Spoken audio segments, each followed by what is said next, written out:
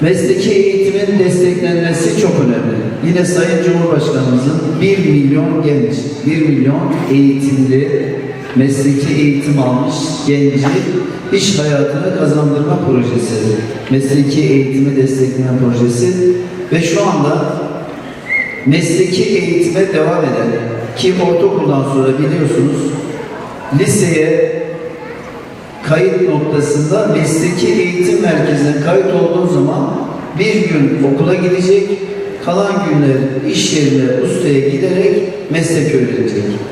Bunun avantajı ne? Yine lise diplomasını alıyor. Avantajı. 2, ustalık, kalfalık belgesi alıyor. 3, ustalık belgesi alıyor.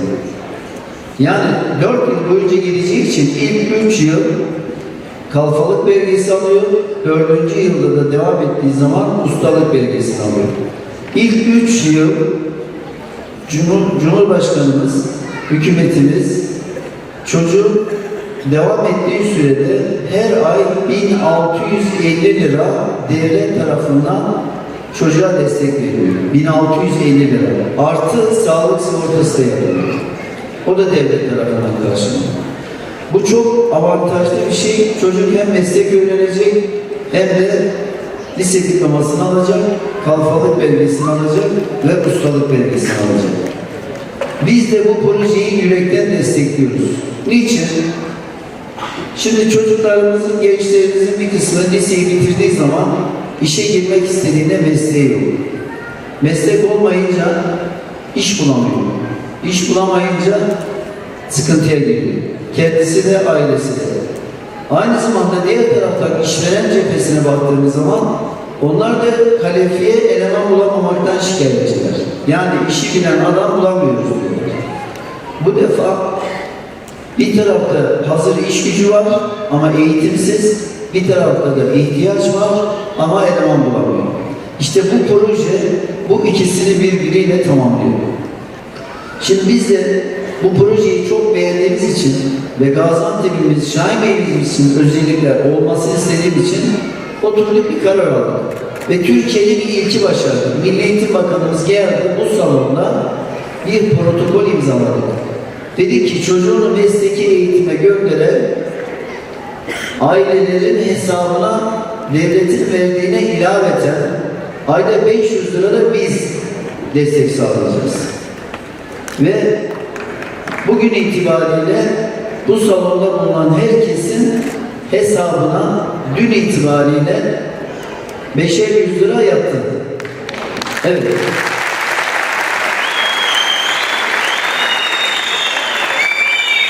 Herkese şöyle bir tane kart verdik. Bakın. Bu kart Vakıfbank ve Şahinbey Belediyesi'nin sosyal destek kartı. Bu kartı 500 lira dedim ama gidince 500 lira çekmeyin. 1000 lira yatırdık dün. Niye 1000 lira yatırdık?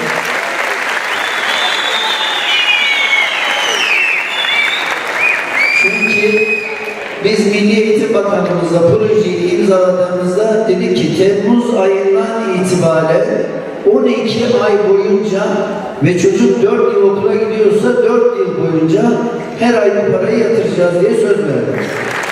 Evet. Kartların basımı Temmuz ayına geçtiği için, Ağustos ayına geldiği için dedi ki Temmuz hatları duruyor. Onun için bu ay hem Temmuz'un hem Ağustos'un parasını birlikte yatırdığımız için bu ay hesaplarınıza 1000'er lira para yattı. Şahinbey Belediye'miz Başkanımız Mehmet Almazoğlu, Allah razı olsun, bize eğitimin her safhasında sonsuz destekler veriyor. Anaokuluna başlayan çocuklarımızın eğitim setleri, ilkokul ve anaokul öğrencilerimizin boyama setleri, bütün öğrencilerimizin yıl boyunca okudukları kültür kitapları, sınav ağzından LGS, YKS, TYT öğrencilerimiz için soru bankaları, tablet ihtiyacımız olduğu zaman 50.000 tabletle Türkiye'nin en çok tabletini dağıtan ilçesi olması ve daha sayabileceğimiz bir dolu çalışmanın yanı sıra Bakanımızın da, Mahmut Özel Eğitim Bakanımızın da örnek olarak göstermiş olduğu ve Türkiye'de ilkini başlatmış oldukları mesleki eğitim merkezlerine kayıt yaptıran ailelerimizi eğitsel olarak, maddi olarak desteklenmesi projesi de bugün hayata geçiyor. Şahin Bey olarak biz meslek eğitimin öncülüğünü taşıyoruz. Şu an kayıtlı öğrenci sayımız projemizin de sayesinde 10.200 öğrenciye ulaştı.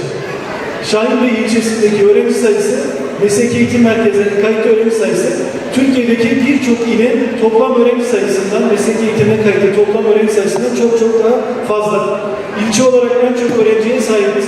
Bu noktada bizi yalnız bırakmayan, öğrencilerimizin mesleki öğrenmelerini destekleyen Şahin Bey Belediye Başkanımız Sayın Mehmet Almazoğlu'na, Şahin Bey Belediye'mize ben burada bulunan öğrencilerimiz ve velilerimiz adına şükranlarımı sunuyorum. Öğrencilerimiz meslek eğitiminde devletimizin vermiş olduğu desteğin yanı sıra Şahin Bey'de olmanın ayrıcalığı olarak aylık olarak bu yıl içinde 500 ilerleyen yıllarda da artarak devam eden bir maddi destek alacaktır. Bu da bizim eğitimciler olarak sahada elimizi güçlendiriyor. Sayın Başkanımıza ve Mehmet Almazoğlu Başkanımıza ve Şahin Bey Belediye'mize teşekkürlerimi sunuyorum. Saygılar. Bizimle okuduğum öğrencilerimiz sadece